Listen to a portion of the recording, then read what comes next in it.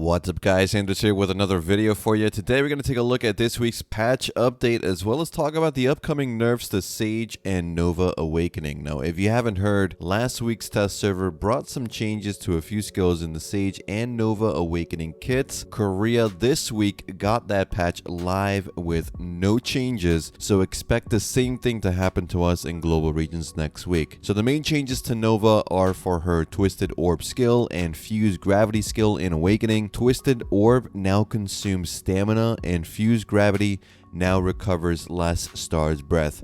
The reasoning behind this change is to make Novas work for their movement around the field and not have Excel up so often since it's such a powerful skill. Now if you're a Nova Awakening main, let me know what you guys think about the nerfs. Sage quite possibly overshadowed any negative sentiment the Nova community may have had, going so far as writing a letter to the developers pleading to not gut their class. Sage Awakening's Lightning Prison no longer does that 100% crit rate in PvP, as well as lowering that height of that skill so you can't just cast it over walls and node wars and sieges. Bolt, the dash of Sage, is now a super armor skill that no longer makes Sage invisible, so you straight up lose an iframe that was very strong. Personally, in my humble opinion, Sage Awakening needed nerfs. I think we can all agree on that. Were these nerfs heavy-handed? Yes, they were. Is it strange that they nerfed these two meta classes as a new Awakening class is coming out? Yeah, that's kind of weird, but that's the name of the game now. Have a main class you like no matter where it stands in the meta, guys. And if you want a meta chase, at least tag the meta class, so that way when it eventually gets nerfed,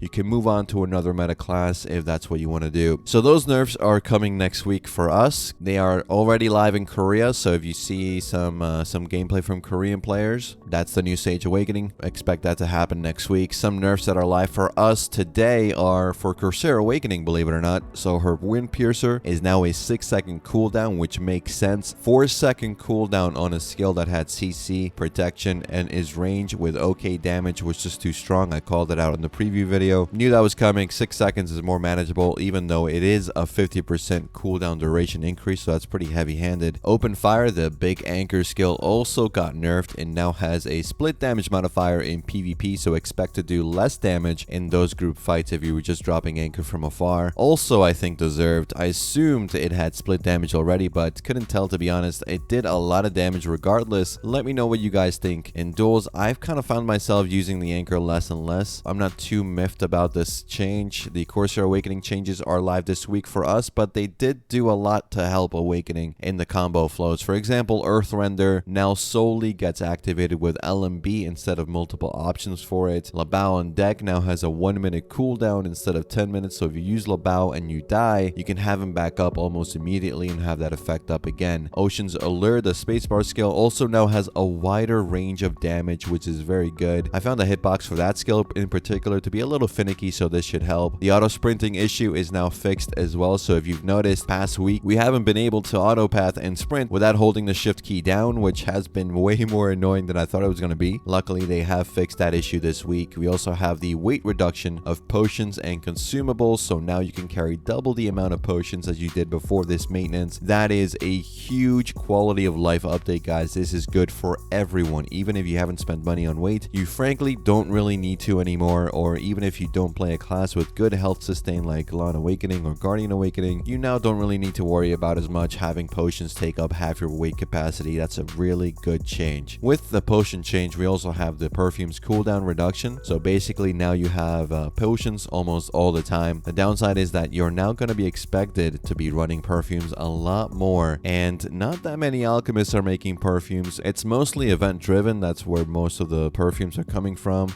so expect the amount of orders for perfumes to go up. If they incentivize alchemists to make more of these perfumes, it might help the market a bit, but regardless, I think you're looking at an increase in your war upkeep than before this patch, so it's going to be spending a lot more money just to go to war. You could also just, not run them, to be honest. I can tell you a lot of people say they run Perfume, and then very obviously they don't in sieges. There is a way to ask random people to show their buff bars before war starts in guilds, stuff like that, but to me, I don't know. I always thought that was kind of silly, but it would obviously depend on the level of dedication of the guild. It's going to be up to you. I think for most people, this change is not going to be that big a deal. Monster zones have received massive skill XP buffs as well, which is going to be a good time, guys. I am sick of polyforest grinding for new classes. I have grinded skill points way too much in that spot, and even after the buffs to Caphras, it's just not really great money, to be honest. There are alternatives now, which I think is nice. The Bashim, Nagas, Gahaz, Fogans, even Fatus, which was decent already, I think, getting a big boost to their skill XP per mob. It's just going to be nice to have more of a selection. If I'm honest, poly may still be better, probably. Maybe I'll do a video on that. I'm still going to do poly every day, probably for the pen accessory daily, so I'll take some time and see if we can check out the other areas and see what the SP differences are. Blessing of Battle, the Spirit Battle War mechanic, got a few changes, mainly to the visual indicator that you're used to. Also a slight nerf to the meter charge, where you now lose double the points per kill than before. Still, I think the reliance on that particular mechanic is too high, and frankly, war is a bit of a clown fiesta these days, so hopefully they do something about it in the future. Central market wise, we have the relist feature now. You can relist the item without having to unlist and then relist the item. It's a couple of steps you're skipping now, which is nice. Quality of life change, love it. The friend login alert has a switch now, so you don't have to see the logins. One of the main reasons I cleared my friends list so many times by now was that I keep seeing person after person log in, log out, log in, log out. Just a lot of visual spam in the middle of my screen, but they finally made the friend list modern and pretty cool, if I'm honest. So with this option, I can accept friend requests again. If you guys want to RP, Anders on an A, Anders on EU, let me know. We'll talk about coffee and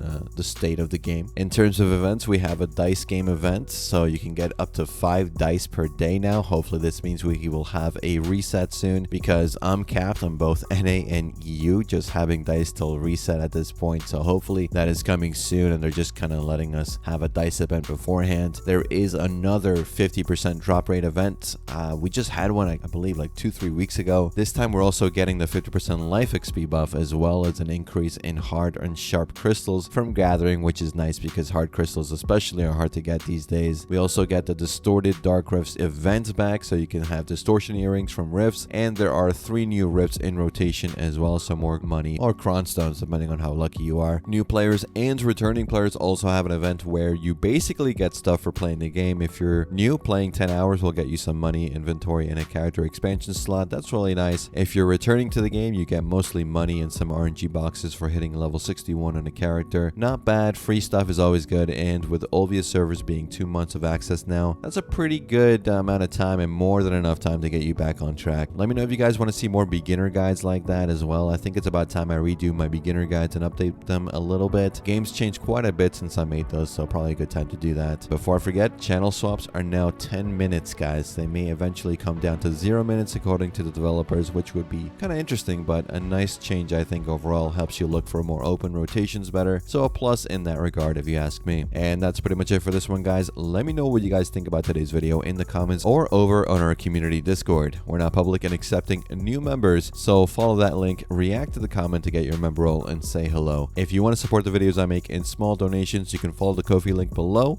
and buy me a cup of coffee. I love coffee as much as I love bells, so every coffee you buy me will be greatly appreciated and will of course come with some Discord perks. Remember to like and subscribe if you haven't already, and hit that bell icon to get notified when I upload my next video. Remember, bell is good. As always, guys, thanks again for watching. Thanks for listening. I'll see you all in the next one.